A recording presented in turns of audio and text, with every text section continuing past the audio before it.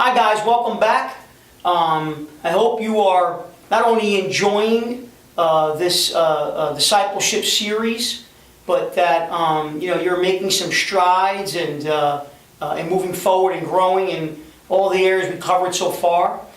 Today we will speak about staying focused. This is lesson 6, and we entitled it Tunnel Vision. You know, it's important to stay focused in our walk with the Lord. You know, in all my years of discipling men, over 14 years now, I've seen something pretty often. I've seen men plateau.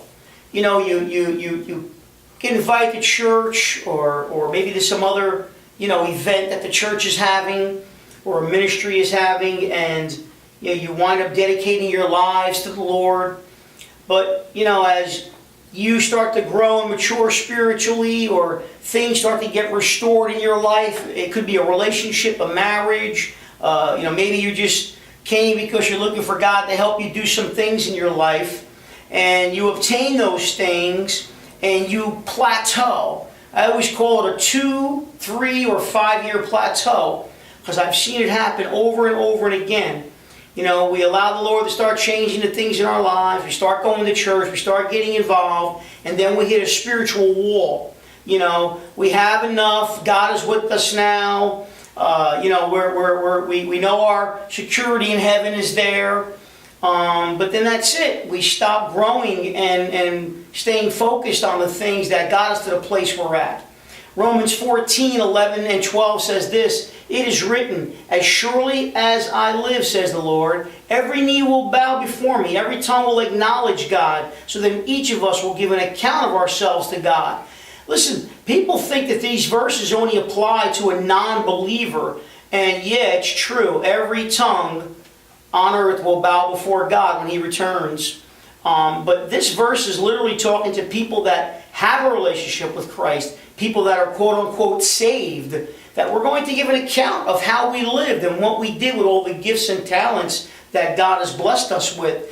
So it's important to stay focused on growing, to allow the Lord to continue to have His will in our lives, have His way in our lives, and that, we didn't just come to church to get some things restored, in our lives, but that, we came to know the Lord and come to church and are involved in ministries because this is what the Word of God shows us. It just can't be because we want to get our, quote-unquote, stay out of hell free card. The second thing we have to do is stay focused on our calling. We start getting involved in ministry, and then when we start getting stretched, or God wants to use us more, we start to shrink back. And listen, one of our teachings was to, allow God's plan to manifest in our lives and to move forward in our lives. And if you started that process already and you're on that, that trail, stay on it. Stay focused on what you're called to do. Stay focused on the will of God.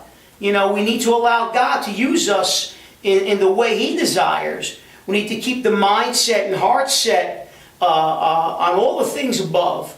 We all have to give an account, and that's between us and God. So we could say, well, Lord, I got too busy, or, Lord, you blessed me with a family, you blessed me with a house, you gave me all these good things, and I had to put a lot of attention to that.